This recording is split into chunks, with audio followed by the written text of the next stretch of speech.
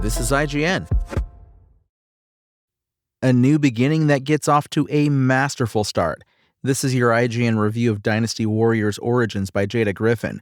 The original Romance of the Three Kingdoms novel has inspired countless adaptations, to the point where it can be hard to make these now familiar characters and stories fresh again.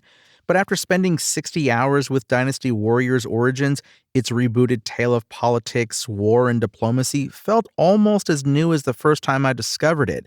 It ups the scale of its battles beyond what even this series has been known for, with more enemies on screen than ever before, to truly create that 1 versus 1,000 fantasy. Pair that with improved visuals, a much deeper and more refined focus on its combat, impressive storytelling, and a wealth of post-game content, and Origins has easily become my favorite Dynasty Warriors yet. While Romance of the Three Kingdoms' broader storylines are often the driving force behind some of Dynasty Warriors' biggest battles, the real focus and draw of this series has always been the action itself. There isn't much choice in the early chapters as you join iconic events like the quelling of the Yellow Turban Army and the rise and fall of Dong Zhuo. But that all changes when you reach the midpoint of the campaign, as you must choose an alliance and lord to join permanently, which shapes your perspective throughout the rest of the story. They say war never changes, but the weapons of war sure do. You may just begin with a sword and some very simple special attacks known as battle arts, but you'll not only unlock more options as you go, you'll also gain proficiency with each one in order to unlock new combos and stronger abilities.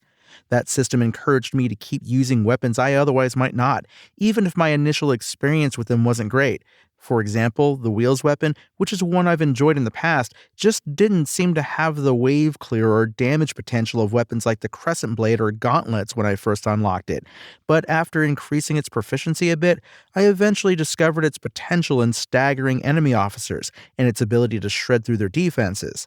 There are 8 additional weapon types to unlock either by defeating specific generals or by purchasing them in shops, and I generally found myself with a new one by the time I had gained 3 or 4 levels of proficiency with my current one, preventing combat from ever getting stale.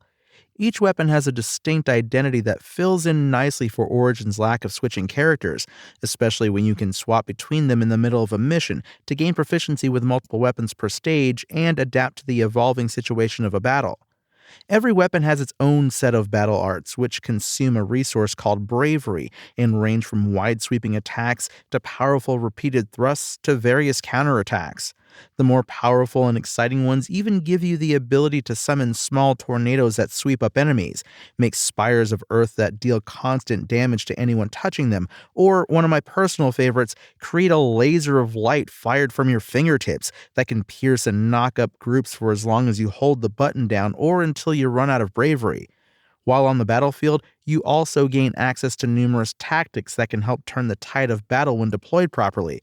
For instance, using your squad to rain down fire arrows in the heat of battle can deal some good damage and weaken the opposing troops' numbers. However, moving to higher ground before unleashing them will result in a much more dramatic success, increasing the damage to their health and morale, which gives you some welcome strategic choices to make, beyond simply using these moves whenever they come off cooldown.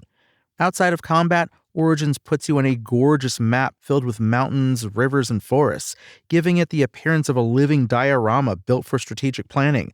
That map is filled with numerous markers for missions to complete, skirmishes to take on, resources to collect, officers to talk to, and towns to shop in.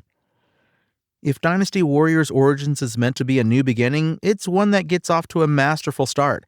It doesn't just have the largest amount of enemies the series has thrown on screen at once, it also deepens its combat, improves its storytelling without getting in the way of the action, and provides a healthy amount of replayability and post-game content, all while looking better than ever. Your amnesiac hero is a bit too much of a blank slate at times, but the impressive ensemble cast made this story sing as I grew to care about the characters around him, big and small.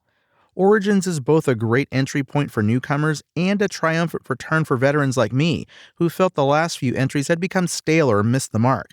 It feels like the series I once loved is finally back. Dynasty Warriors Origins IGN score? 9 out of 10. Thanks for listening to IGN. My name is Tony Jackson, and for the latest Dynasty Warrior updates, visit us at IGN.com. Spoken Layer.